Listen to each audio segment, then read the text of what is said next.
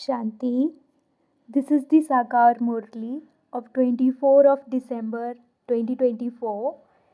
Essence, sweet children, in order to have unlimited happiness and intoxication, renounce the illness of body consciousness, have loving intellects and reform your behavior. Question, which children cannot have any wrong intoxication of this knowledge? Answer, those who accurately know and remember the Father, those who praise the Father from their hearts and pay full attention to this study are the children who can never have any wrong type of intoxication of this knowledge. Those who consider the Father to be ordinary are unable to remember Him. If they remembered Him, they would definitely write to Him and give Him news of themselves. When a child doesn't write to Baba and give him news, the father wonders whether that child has become unconscious. Om Shanti, the father sits here and explains, children, when a new person comes, first of all give him the introduction of the two fathers, the limited and the unlimited. The unlimited father means the father of unlimited souls. Each human soul has a separate limited father. Not everyone will imbibe this knowledge to the same extent. Some only imbibe 1% of it, whereas others imbibe 95% of it. It is all a matter of understanding. There will be the sun and moon dynasties. There will be the king, the queen, and the subjects. There will be all kinds of people as subjects. Subjects means subjects.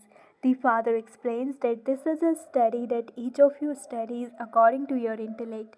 Each of you has received your own part to play. To whatever extent you imbibed this knowledge in the previous cycle, to that extent you will imbibe it now. However much anyone studies cannot remain hidden. You receive a status according to how much you study. The father has explained that you will have to take an exam later on.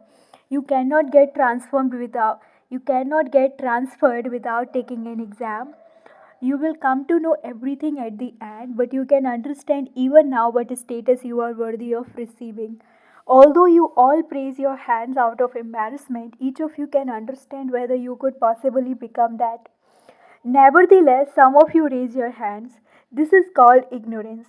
The father very quickly understands that worldly students have more sense than you do. They know when they are unworthy of receiving a scholarship, that they won't pass. They are able to understand how many marks they will receive in whatever subject the teacher teaches them. They wouldn't say that they will pass with honors. Here, some of you children don't even have this much sense. You have a great deal of body consciousness. You have come here to become like them, brackets the deities. Therefore, your behavior also has to be like theirs. The Father says there are those whose intellects have no love for the Father at the time of destruction because they do not love the Father accurately. The Father has explained to you, children, the accurate meaning of having an intellect that has no love at the time of destruction. If even you children are unable to understand this fully, what would others understand?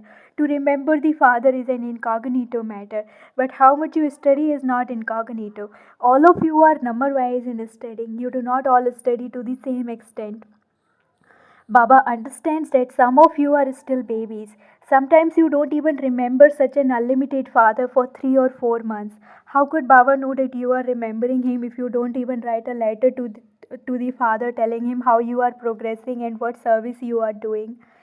The father has so much concern for you children. He wonders, has that child become unconscious? Has that child died?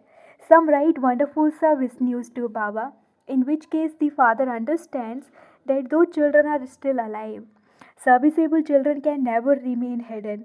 The Father wins the heart of each one of you children. He knows what each one of you is like. The illness of body consciousness is very severe. Baba explains in the Murli that some have wrong intoxication of this knowledge. They have arrogance. Such children neither remember Baba nor even write a letter to him. How can the Father then remember you? Remembrance attracts remembrance. You children now remember the Father whilst knowing Him accurately. You sing His praise from your hearts.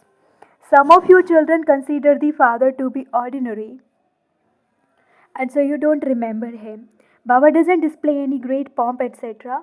God speaks, I teach you Raj Yoga in order for you to attain the sovereignty of the world. However, you don't seem to realize that you are studying with the unlimited Father in order to claim the sovereignty of the world. If you had this intoxication, your mercury of unlimited happiness would always remain high. Those who study the Gita say that Sri Krishna spoke the words, I teach you Raj Yoga, but they wouldn't have the happiness of attaining a kingdom. When they finish studying the Gita, they go to their businesses. It is now in your intellects that the unlimited Father is teaching you. This would not enter their intellects. Therefore, you must first of all give the introduction of the two fathers to anyone who comes. Tell them Bharat was once heaven, but it is now hell. This is now the iron age. It would hardly be called heaven. You can't claim to be in both the golden age and the iron age at the same time. When someone receives sorrow, he would say that he is in hell, whereas when someone experiences happiness, he would say that he is in heaven. There are many who say this. Those who experience a lot of sorrow are in hell, whereas we now experience a lot of happiness because some people have palaces and motors, etc. They think that they are in heaven and that whether it is the golden age or the iron age, it's all the same to them. Therefore, you first of all have to make the aspect of the two fathers sit in their intellects. The Father himself gives you his own introduction. How could he be omnipresent? Would you call your physical fathers omnipresent? They can see in the pictures you show them that the form of a soul and the form of the supreme soul are identical. There is no difference between them. A soul is no larger or smaller than the supreme soul. Each one is a soul. He too is a soul. He constantly resides in the supreme abode, and so he is called the supreme soul. I do not come into this world like all of you souls do. I just come at the end and enter this body. Although these things are very easy to understand, outsiders can't understand them. The only difference is that they have replaced the name of the Father with the name of Sri Krishna, a resident of Vaikunt, brackets paradise. How could Sri Krishna come from Vaikunt heaven into hell and teach you Raj Yoga? How could Sri Krishna say, forget your body, including your bodily relations, and remember me alone? How could your sins be cut away by having remembrance of a bodily being? Sri Krishna was just a small child. Just look at the contrast between him and myself when I enter the old body of an ordinary human being. There is so much difference. Due to this one mistake, every human being has become impure and poverty is stricken. Neither am I omnipresent nor is Sri Krishna omnipresent. A soul is omnipresent in each body. I do not even have a body of my own. Each soul has his own body. Each body is given a different name. Neither do I have a body nor is a bodily name given to me. I take this old body and change his name to Brahma. Brahma is not my name. I am eternally Siva. I alone am the bestower of salvation for all. It is not souls who are called the bestower of salvation for all. Does the Supreme Soul ever become degraded? Only souls become degraded and only souls receive salvation from the Father. You must churn the ocean of this knowledge and think about all of these things. Otherwise, how would you be able to explain them to others? However, Maya is so powerful that she doesn't let the intellects of you children progress. Some of you waste time gossiping throughout the day. In order to pull you away from the Father, Maya exerts great force on you. Some children break away because they don't remember the Father. Their stage doesn't become unshakable or immovable. The Father raises you up again and again, and then Maya continues to knock you down.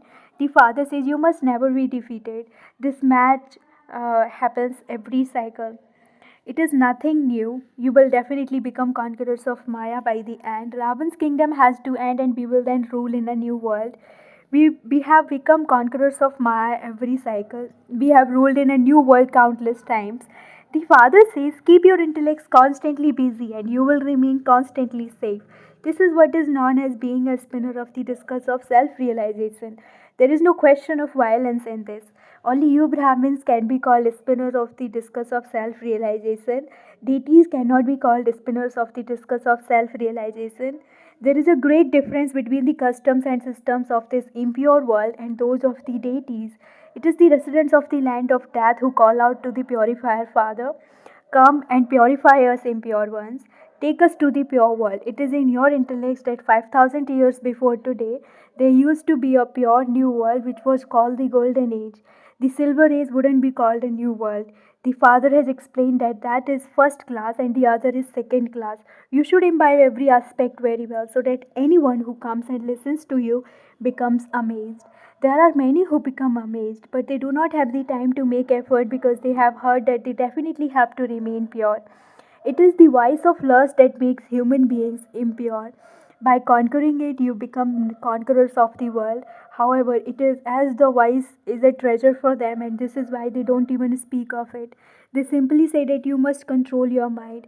Only when your mind is not in a body can it become free from thoughts. Your mind cannot become free from thoughts, otherwise, you receive a body in order to act. Therefore, how could you stay in the Karmatita stage? The Karmatita stage is said to be the stage of a corpse. To be a living corpse means to become detached from your body. The Father is teaching you a study of how to become detached from your bodies. You souls are distinct from your bodies. You souls are residents of the Supreme Abode. When you souls enter bodies, you are called human beings. Each of you receives a body in order to act. You leave one body and take another in order to carry on acting. Only when souls are not in bodies can they experience peace. Neither are actions performed in the incorporeal world, nor is there any question of actions in the subtle region. The world cycle only turns here. This knowledge means to know the Father and the world cycle. There is no one with either a white costume or a beautifully decorated costume in the subtle region, nor is there Sankar adorned with a snake, etc. The Father continues to explain to you the secrets of Brahma and Vishnu.